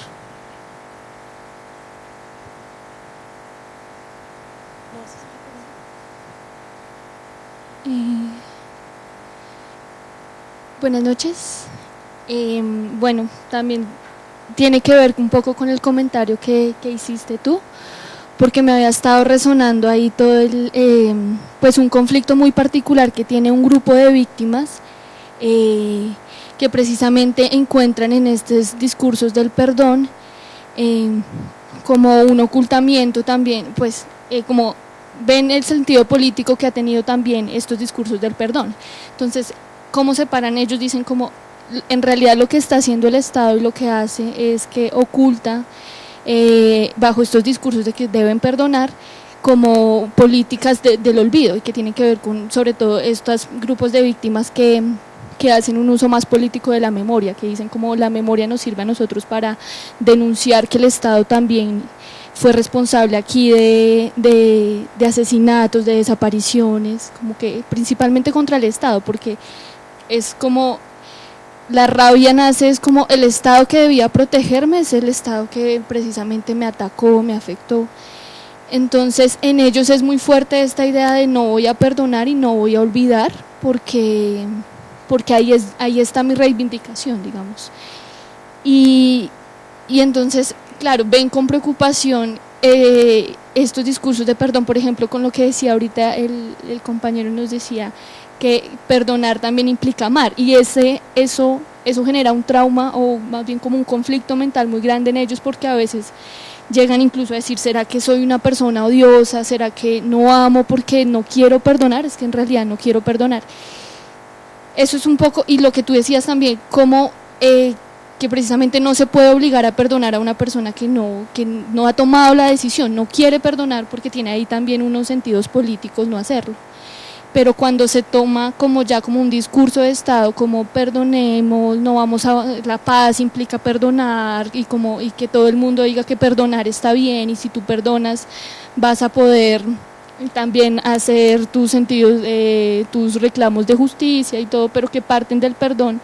Entonces eso queda como un conflicto muy grande en estos grupos particulares de víctimas con los que he tenido relación, porque ahí se sienten también malas personas y se ponen en duda también ellas de, bueno, ¿será que sí tengo que perdonar? Pero perdonar implica olvidar, pero si yo olvido también estoy siendo deshonesto con lo que siento, deshonesto con mis familiares que desaparecieron, deshonesto con mi lucha política, bueno, todo eso. Entonces me preocupa y quería saber también cómo han abordado ese tema. Esta es una pregunta para Everett, pero voy a hacer un comentario muy rápido. Justamente nuestro propósito es poder educar al público en cuál es la ciencia sobre el perdón y cuál es la falta de conocimiento y las misconceptions, como los errores que existen sobre la percepción de lo que es perdonar. Perdonar no significa que está bien lo que pasó, que no podemos dejar de buscar justicia. y en últimas los beneficios del perdón para la salud personal de las víctimas. En últimas yo pienso que eso es lo que hay que primar, mostrarles a ellos el beneficio que les va a traer perdonar, no para los demás, sino para su propia salud. Pero yo estoy segura que Everett aquí sí tiene algo mejor que decir.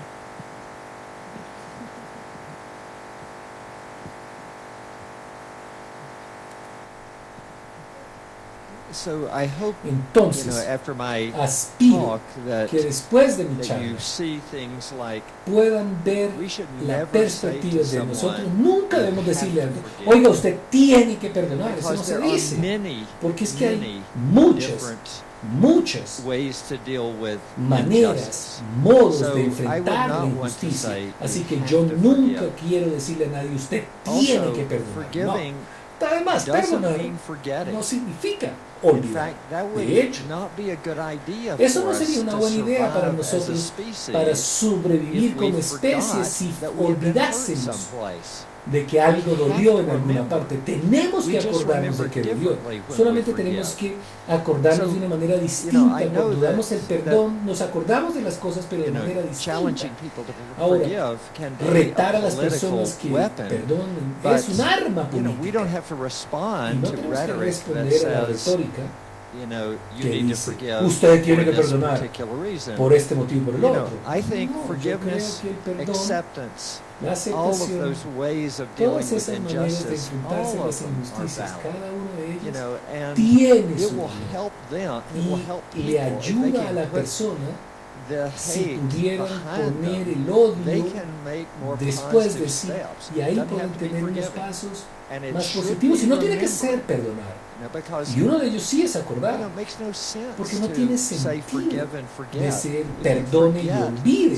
that No, somebody porque hurt you, olvidar, you're si just usted gonna olvida get que una hurt again. persona lo You should hirió, lo remember van a that. volver a That herir is si usted se lo olvida. important to Así remember. que es muy importante la memoria. I don't think I No have sé, a better answer. y no creo que tenga una mejor respuesta. No. ¿Seguro, profe?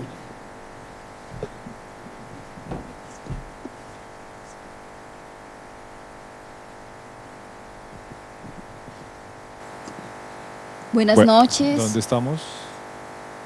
Acá. Ah, hola. Mi nombre es Jimena Vázquez, soy psicóloga, agradecida de compartir este espacio. Me llevo muchos aprendizajes. En mi último año de trabajo he trabajado con las víctimas del conflicto en el programa PAPSIVI que lidera el Ministerio de Salud. Y como bien lo decía la doctora Andrea, a mi percepción se manejan solo cifras, cuántos atendiste, cuántos, las metas, pero no se evalúa si realmente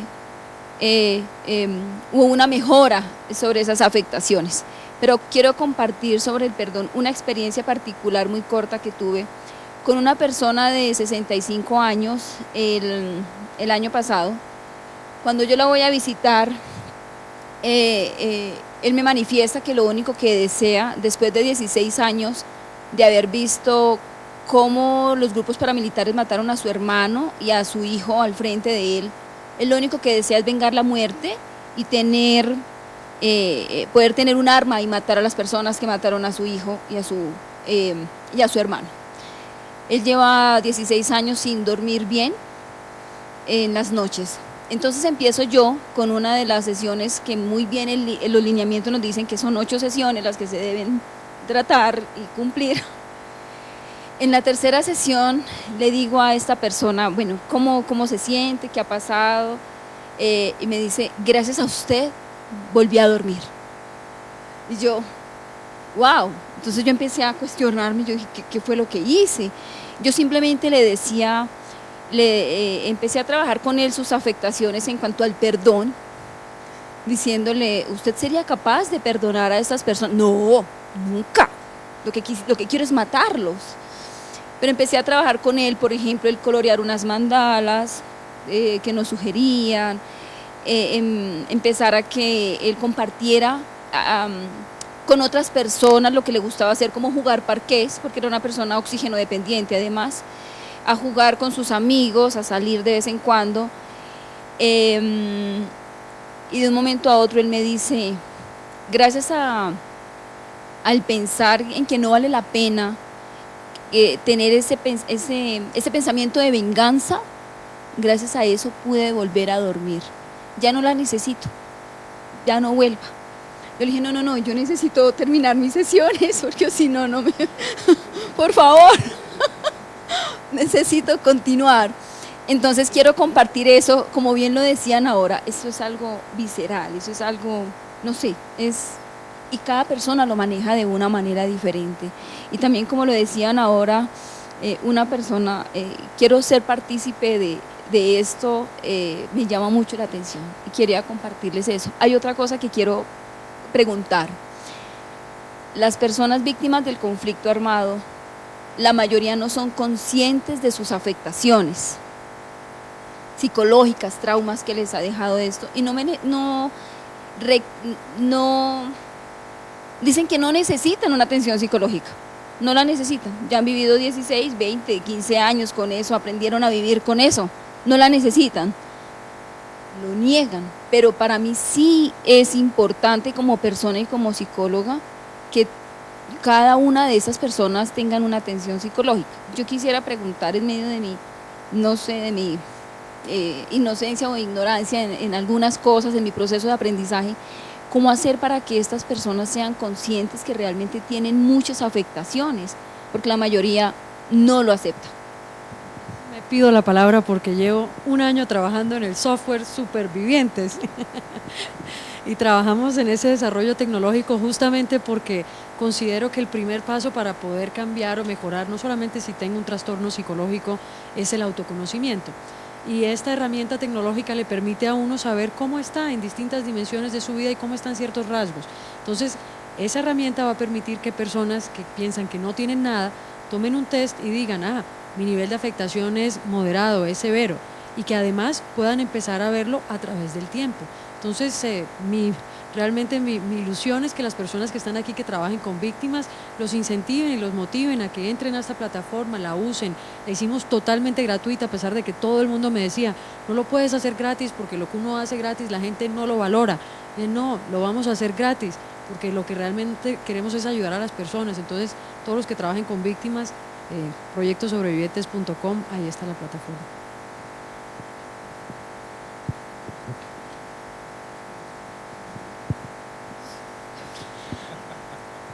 Bueno, buenas noches para todos. Primero agradecerles por esta conferencia muy enriquecedora a nivel profesional. Tenemos una duda nosotras como psicólogas y es la siguiente. ¿Cómo desde la psicología positiva y desde todo este tema del perdón podemos manejar la siguiente situación? Nosotros trabajamos con personas que ingresaron a una institución al fin de una venganza por algo que le hicieron a su familia y son expuestos bruscamente a cuidar y proteger de la vida de las personas que en su momento le hicieron daño, que no fue una decisión que toman voluntariamente, voy a iniciar un proceso de perdón, sino que su mismo trabajo los obliga a exponer y a convivir con estas personas. Entonces, ¿cómo podemos trabajarlo desde la psicología positiva?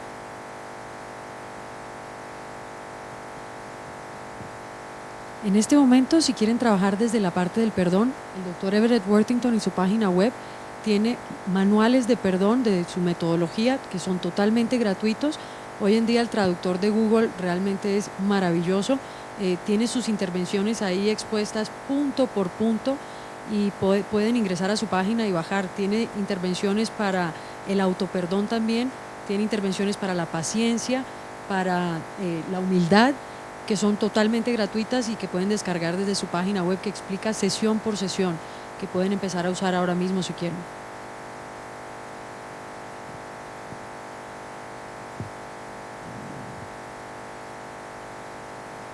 Si tenemos suerte, dentro de poco desarrollamos unos bien buenos también que ponemos a través de las páginas de Ciencia para la Paz y que estén en español y ya adaptados a las necesidades colombianas.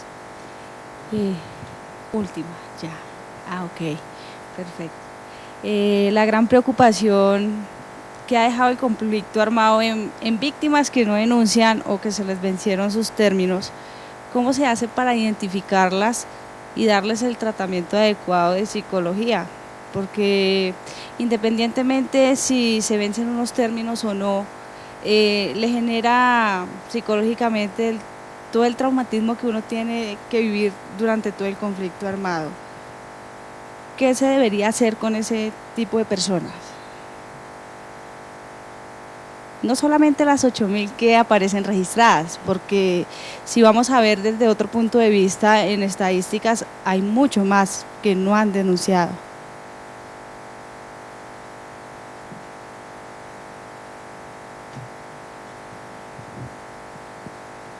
Yo creo que ahí deberíamos trabajar un tema mucho más conscientes en cuanto a gestores de política pública, es decir, que el Ministerio de Salud, ¿cierto? Que las instituciones conozcan claramente hechos, cifras, ¿cierto? Porque lo que tú dices es muy cierto. O sea, creemos que son las que están registradas y todos, siendo colombianos, hemos tenido algún tipo de experiencia por desastre. Yo también fui víctima del paseo millonario, ¿cierto? Y a mí me pusieron un revólver en la cabeza y duré secuestrado 8 horas. Y yo lo dejé pasar, ¿sí? Y ahí lo tengo. Pero yo no estoy declarado como víctima, pero yo fui sujeto de un secuestro de 8 horas como revólver en mano en un taxi y me dejaron tirado por allá y casi me pegan un tiro. Y eso le ha pasado a muchos colombianos. Y resulta que nosotros nos hacemos los valientes. O yo, en mi caso, no, eso es poquita cosa, ya me pasó, ¿sí? Pero hoy, por ejemplo, yo no puedo sentir una luz alta detrás de mi carro, porque esa fue la percepción mía cuando me atracaron, cuando me bajaron de mi carro y me metieron a otro. Y eso me quedó. Y lo tengo ahí. Entonces siempre que veo un carro con luz altas atrás, se me vuelve a recordar el episodio que fue el día antes que mataron a Pablo Escobar. 3 de diciembre del 93. O sea que son, ¿cuántos años? 23 años y la luz todavía sigue ahí atrás. Y yo lo dejé pasar.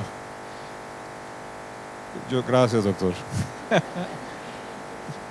Entonces lo que quiero decirles es, aquí es un esfuerzo mancomunado de todos, es decir, de hacer conciencia por los medios masivos, por la televisión, por las... hay que hacerlo mucho más fuerte, mucho más evidente, y lo que dices es súper importante, es decir, todos los colombianos tenemos algo, y no somos los 8 millones nomás, ¿vale? Bueno, buenas noches. Viendo también el enfoque que le da la compañera a la pregunta y viendo también el enfoque positivista del gran concepto de lo que es el perdón, ¿en qué proceso entra el esclarecimiento de la verdad para un proceso de reparación y reconocimiento de las víctimas para poder alcanzar ese perdón? ¿Cuál es ese debido paso a paso y ese reconocimiento que se le debe dar a las víctimas para así esclarecer la verdad, para así poder hablar de perdón? Everett, como trabajó en Sudáfrica con todo ese proceso allá, yo pienso que él le puede contestar mejor, pero si no quiere yo trato.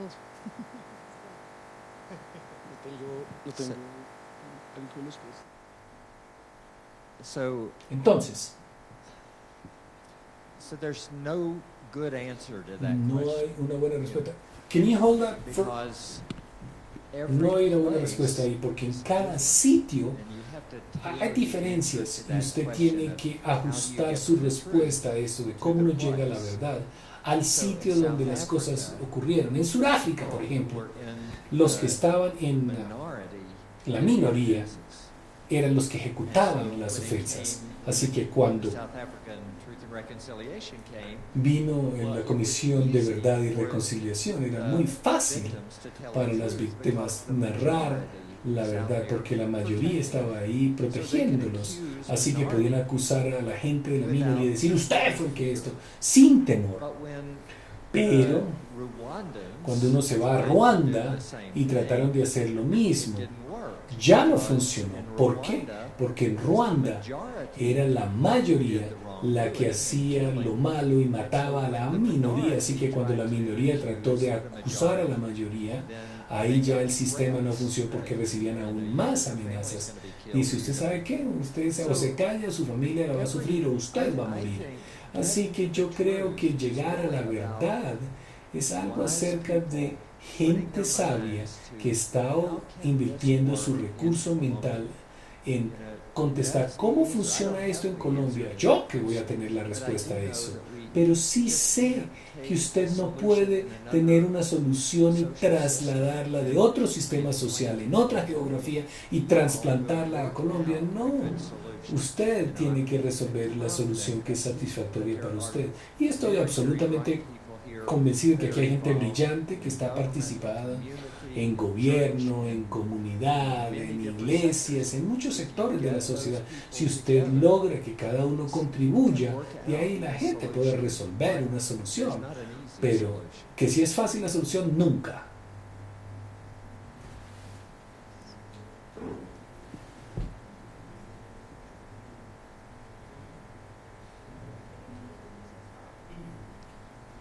Gracias. Muy buenas noches. Mi nombre es Orlando Meneses.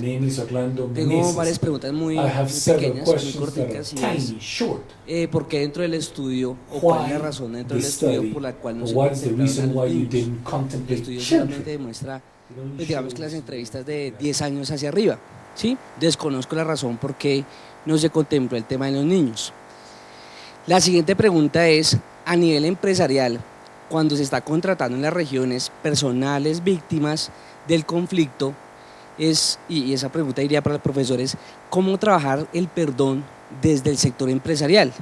Cuando el gerente está pensando en la productividad más que en la parte de la persona o en el ser humano, ¿sí?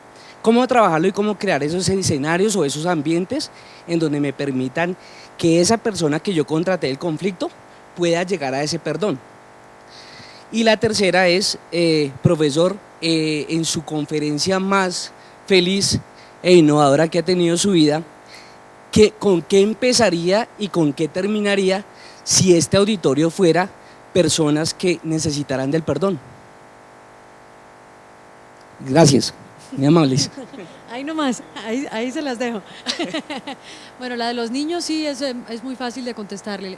Para involucrar a los niños en un cuestionario se requiere aprobación de papá, mamá, un comité ético. Es realmente un tema muy complejo. Y los efectos de la guerra por lo general han sido en personas que son, pues el conflicto lleva 50 años, pero los padres son los más afectados. Obviamente lo que nosotros queremos en el futuro con financiación es poder llegar también a los niños, pero no fue posible porque se requiere consentimiento materno, paterno, o sea, es un tema de ética muy complejo. En el punto de las organizaciones te sugiero ingresar a el Centro para Organizaciones Positivas de la Universidad de Michigan. Ahí una colega que se llama Jane Dutton está desarrollando una metodología para aplicar el perdón dentro de las empresas y demostrar cómo las empresas que promueven las prácticas de perdón son más productivas. Entonces ahí vas a encontrar, por ejemplo, el modelo de Positive Leadership, liderazgo positivo, que uno de los ejes centrales es la práctica de la compasión, el perdón, la empatía. Entonces, y la otra pregunta, yo pienso que de pronto es así una pregunta.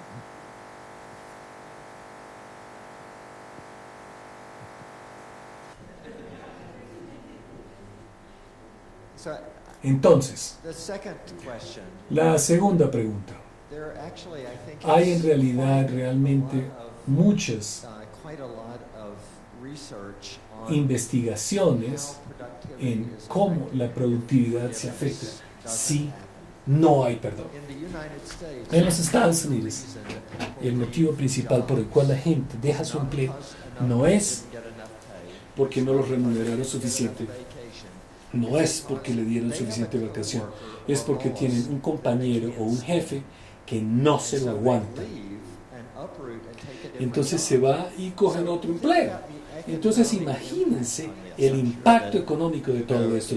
Yo estoy seguro que ustedes pueden elaborar sobre todo esto, pero uno tiene una persona que se va de su empleo de tal manera que uno pierde toda su sabiduría y su productividad, tiene la posición abierta, uno tiene que invertir tiempo buscando otra nueva persona, tiene que entrenar a esa persona y uno ve ese impacto económico de esa falta de perdón absolutamente gigantesco en las organizaciones, así que serían del beneficio de la organización para promover el perdón y otros programas de reconciliación para ayudar a las personas que están combatiendo con otras personas en sus organizaciones para que lleguen a la reconciliación y para poder llevarse bien. Entonces quizás uno puede elaborar en términos de la economía de todo eso, en términos de la servilleta, Michelle. Yo quizás terminaría contando la misma historia porque yo tengo un desorden de narcisismo, entonces me gusta mi historia, así que yo haría esa charla, pero yo quizás abordaría de esto distinto si yo estuviera hablando con la gente que realmente necesitaban perdonar. Tendríamos un momento de risas, pero seríamos serios en tratar de superar los problemas. Quiero primero agradecerles. I would like to first be thankful for your presence. I think it was very illustrative. Cada vez me vuelvo más fans del tema, o sea que aprendí yo también muchísimo. Quiero agradecerles a Stefano, a profesor Everett, a Andrea por compartir el estudio, por permitirnos como Universidad de los Andes y CIDER ser parte y colaborar y seguir adelante con esta iniciativa en donde nosotros tenemos mucho entusiasmo. Y finalmente pues darles las gracias y invitarlos a que nos sigan acompañando en este tipo de eventos. Muchas gracias a todos por venir y muchas gracias a ustedes.